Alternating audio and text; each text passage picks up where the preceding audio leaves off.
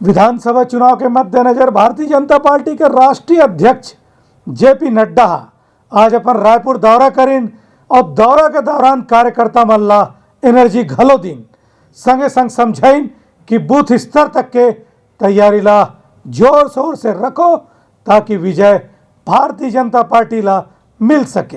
Bharatiya Janata party के राष्ट्रीय अध्यक्ष जगत प्रकाश नड्डा रायपुर प्रवास के दौरान पार्टी कार्यकर्ता मन संग मुलाकात करीन और ओमन ला इदारी के विधानसभा चुनाव में बूथ स्तर के वोट प्रबंधन के बारे में जानकारी दीन। उनकर कहने से कि भाजपा के जीते के अच्छा संभावना है।